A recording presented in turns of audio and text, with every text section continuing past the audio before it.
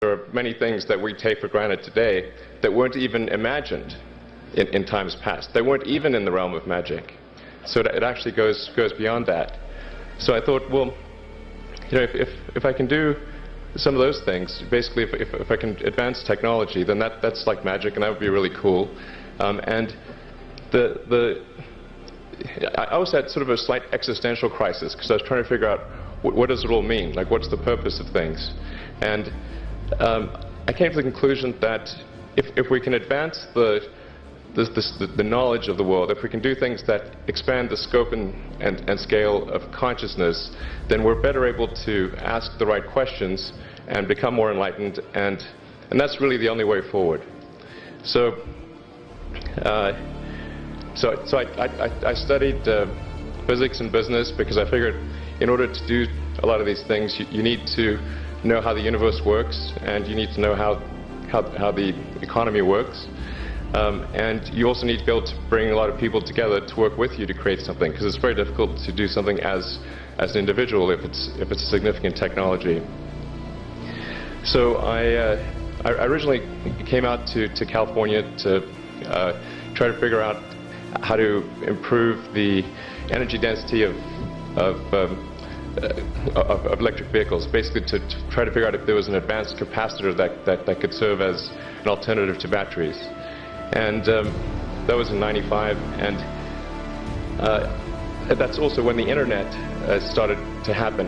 And I thought, well, I can either pursue this technology where success may not be one of the possible outcomes, which is always tricky, or participate in the internet and be part of it. So I decided to drop out. Now, obviously, fortunately, we're past graduation, so I can't be accused of recommending that to you. So did some internet stuff. You know.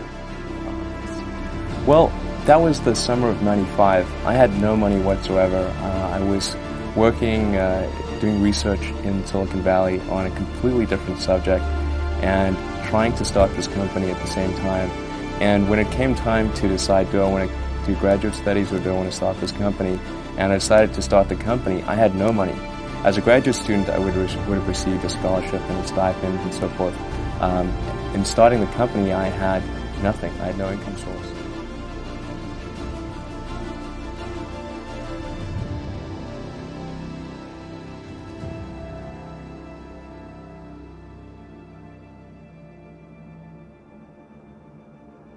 You know, there are American heroes who don't like this idea. Neil Armstrong, Gene Cernan have both testified against commercial spaceflight and the way that you're developing it, and I wonder what you think of that.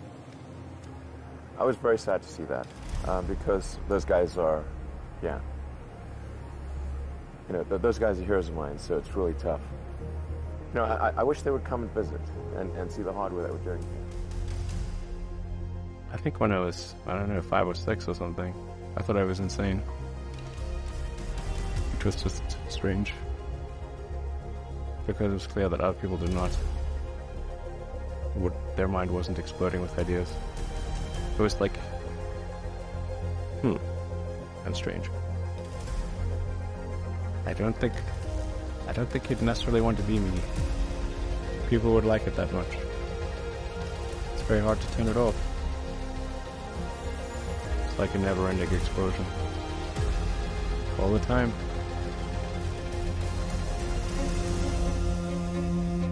You've said that this has been the toughest year for you, the most sort of taxing year for you. Like, why? Well, I mean, Tesla really faced a severe threat of death due to the Model 3 production ramp. Essentially, the company was bleeding money like crazy, and just if we didn't solve these problems in a very short period of time, we would die. And it was extremely difficult to solve them. How close to death did you come? Well, yeah, within single-digit weeks. 42 hours a day? I think, how many? So 7 days a week, sleeping in the factory. Worked directly up to the paint shop, general assembly, body shop. You ever worry about yourself imploding? Like, just absolutely. No one should. put this many hours into work. This is not good. People should not work this hard. I don't know. They should not do this. It's very painful. Painful in what sense? It hurts my brain, my heart. So this does not recommend it for anyone. I just did it because if I didn't do it, then Tesla, good chance Tesla would die.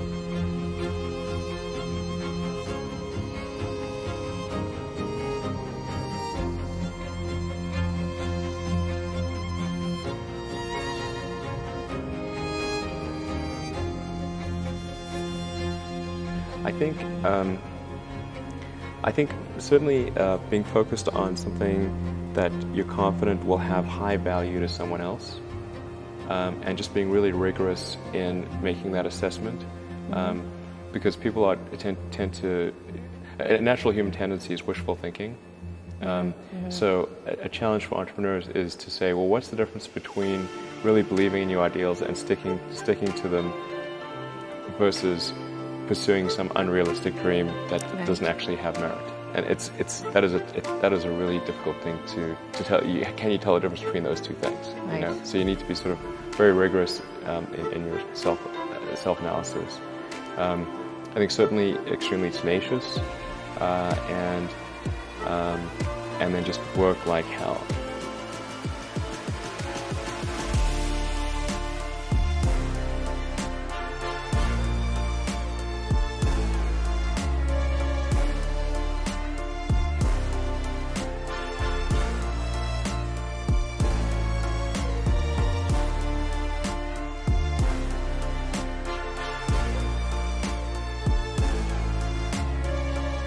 There need to be things that make you look forward to waking up in the morning. You wake up in the morning, you look forward to the day, forward to the future.